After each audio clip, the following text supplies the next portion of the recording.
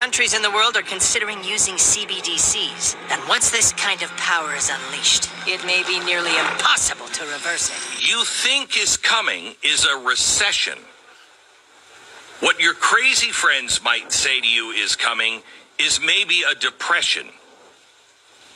You'd be mistaken. Those are lies. What is coming is a collapse of the dollar. You haven't had one of those. We've never experienced the collapse of the dollar, of the world's reserve currency. This will make us Venezuela. Make no mistake. If you want to be prepared, prepare yourself like people should have prepared in Venezuela. Soon. I don't know when, but it will happen overnight.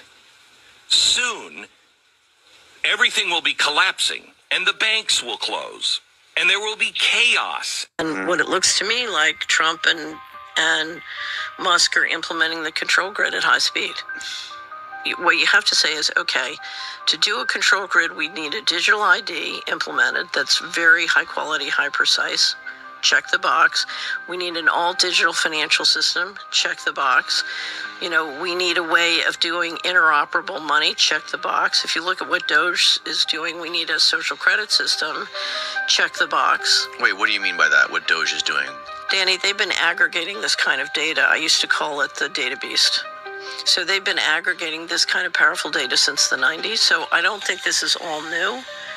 So, for example, IRS data, healthcare data, and combining it all together into one system combined with AI. It's interesting because Musk was out raising capital for XAI and had a deal with Palantir AI at the same time.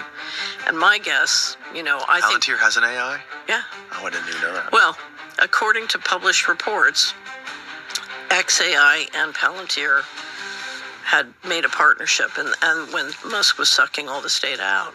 And my guess is that data is, they sucked it into the AI on the just do it method. So if I wanted to stop fraud in the U.S. government, I would say there's 20 trillion missing from DOD, there's $1 trillion missing from HUD. I'm going to go in, figure out where it went, and get it back. Right. That's not what they did. If you said to me, I want to build a social credit system that can be used to enforce control against the American people and basically lock them down with both enforcement and social credit, I would go get the Social Security data, the IRS data, and the Treasury payment data. And that's since 1885, the Rothschilds were trying to start a world war because the Zionist International Congress at Basel, Switzerland, has called for 3 world wars. At the end of the Third World War, they would control the entire world. 1 billion Christians are fighting a war to the death against 1 billion Muslims, which will leave Israel in charge of the world, which was predicted at the 6th International Zionist Congress in Basel, Switzerland in 1896. So after the Zionist Congress in 1896, you had World War I, World War II, and now we have World War III. At the end of World War I, the Rothschilds organized a number of groups called, one was the Royal Institute of International Affairs in London. It's called Chatham House, and that is the think tank of all of Europe today. And although its headquarters in London, the real headquarters are in Brussels, which is the headquarters of the Lambert family, which is part of the Rothschild family. And Brussels has been running the world. Fair use.